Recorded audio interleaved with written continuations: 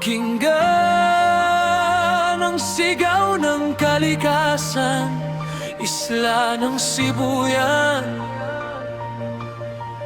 Panahon na para kumilos! Sa bawat punong pinuputol ninyo, may pangarap ding unti-unting naglalaho. Kabundukan ay buhay ng bawat tao, hindi kayaman ang dapat ipagpalit sa ginto. Mga ilog na dati malinaw ang agos, ngayon ay tila ba unti-unting nauubos. Ang tahanan ng ibon at lahat ng nilalang unti-unting nawawala sa ating mga kamay. Hindi ba ninyo naririnig ang tinig ng kabundukan? Bawat sugat na inyong iniwan habang panahon ang kapalit niya. Hinto na! Itigil ang pagmimina!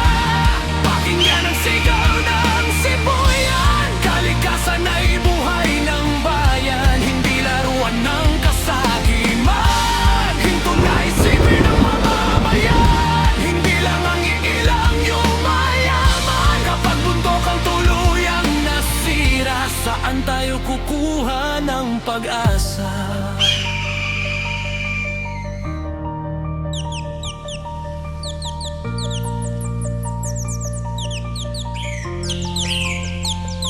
Kayo'y aalis kapag wala nang makuha, kabundukan na may iiwang wasak na. Kami ang mananatili sa lupang minana, kasama ang sugat ng inyong ginawa. Hindi laban ang aming hangarin, pagkakaisang nais naming marating. Unawain ninyo ang bawat mamamayan at ang kinabukasan ng susunod na salinlahi. Hindi pa huli ang lahat, kung puso'y handang makinig. Mas mahalaga ang buhay kaysa yaman na lilipas din. Kung magmahal tayo sa kalikasan, lahat ay may kinabukasang aasahan. Ang tunay na tagumpay ng tao ay mundong ligtas para sa lahat. Finana!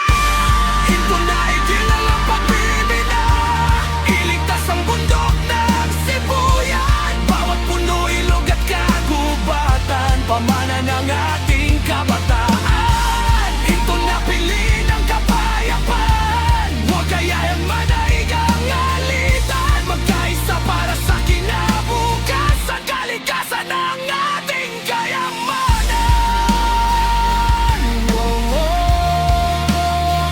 Isla ng Sibuyan,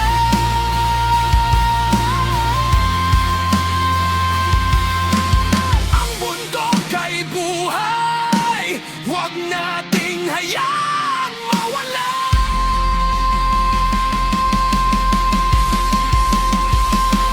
Hinto na!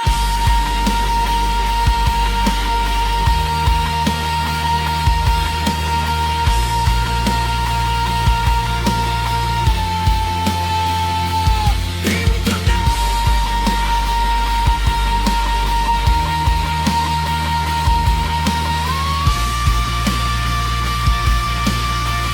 Iligtas ang ating kalikasan.